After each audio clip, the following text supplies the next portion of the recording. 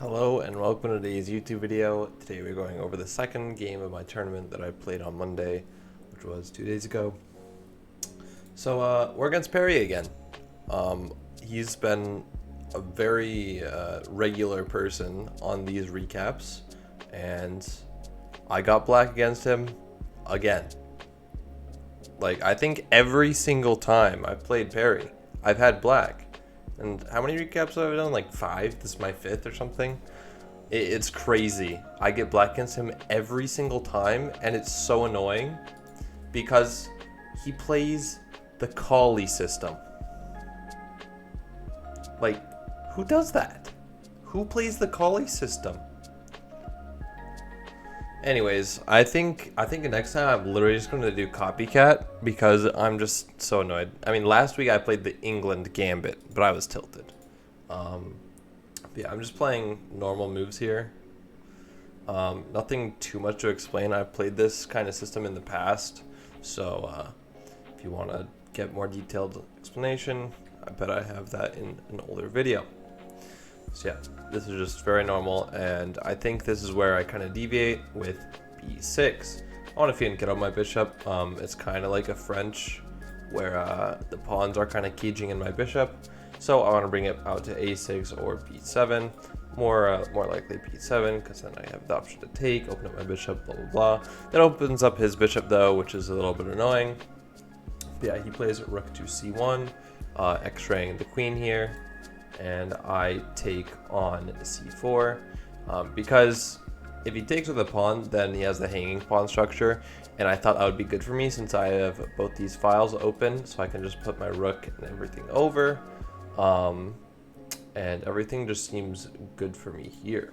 And if he takes with the knight or the rook, then he has an isolated queen's pawn, which is generally harder to play for white. But yeah, I mean, it's an inaccuracy because I'm just like, okay, what if he takes with a knight? Then he just has an IQP, and I just have the open files. I can immediately place my knight on d5 as well, so I thought this was definitely a better position to take for me. So yeah, I play bishop to f4, hitting the rook and kind of getting more space for my pieces here. And he plays rook c2, and I play knight to d5, and he plays knight c to e5, which is the second move. I don't know why it gives an accuracy here, because I thought it was actually very accurate. Because bishop b7, I thought I was actually losing a piece here with bishop b5, but I do have. Wait, hold on a minute. Bishop b5, knight takes e5, rook takes c7. Knight takes f3, queen takes, and bishop takes c7.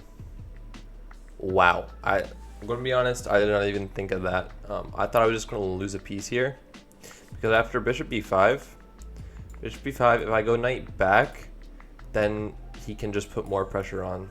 Like, he doesn't even have to do anything. He can even play d5 and knight to d4. That's kind of what I calculated here. Yeah, d5 is just absolutely crushing. But he actually missed this idea and took and played knight to e5. The reason this is such a big mistake is because I can just take it. And now this is even worse for him. Even though it gets rid of his isolated pawn, his bishop is permanently kind of just trash. Yeah, I play queen b7. I like my outpost on the d5 square, so I didn't see a reason to bring this out. Also, queen b7 gets rid of the pin on my queen.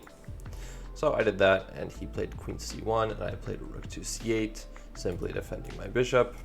Nothing too much to explain there. And then he plays f3.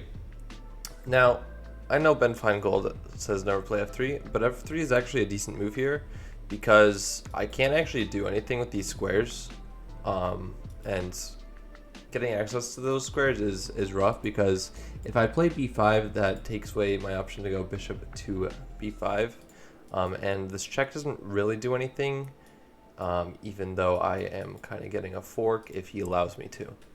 But yeah, I just played very simple and just developed my pieces. Rook to d8, and he plays bishop to e4. The reason this doesn't really do anything is because there's one attacker, but there's like 10 million defenders.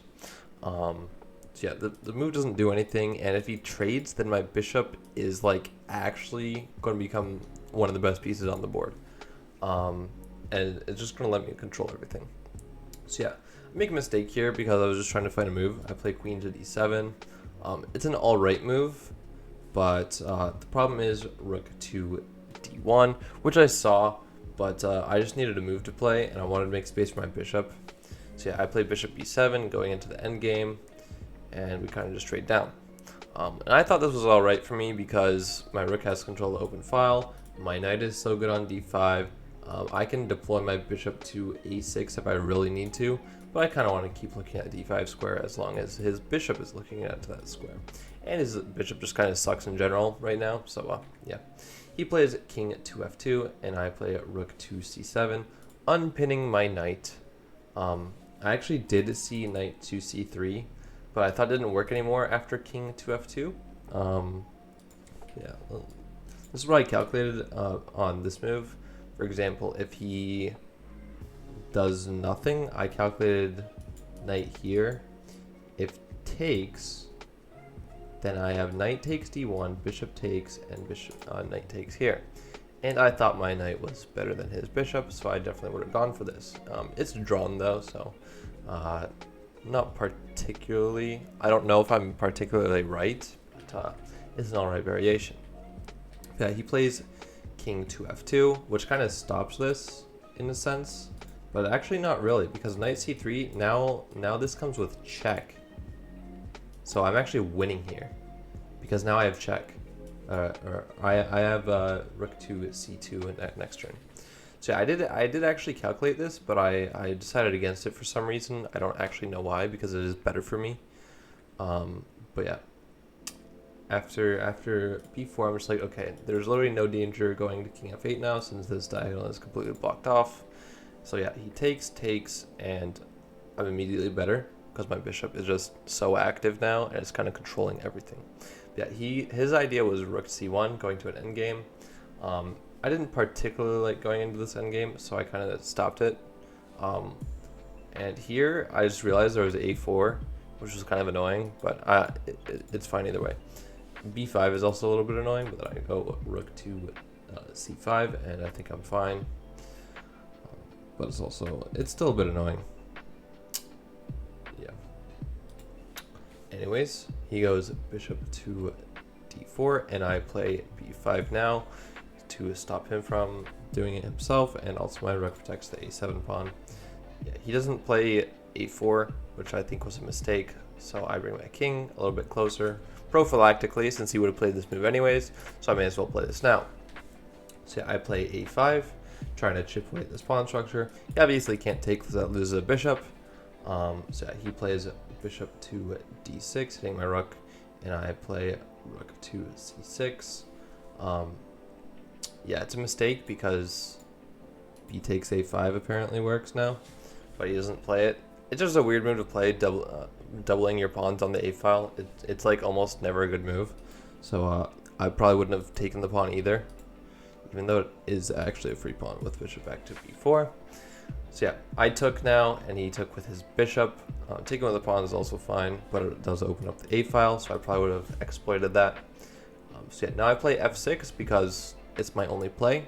I need to make space for my king, try and break up the pawn chain, and play on the king side.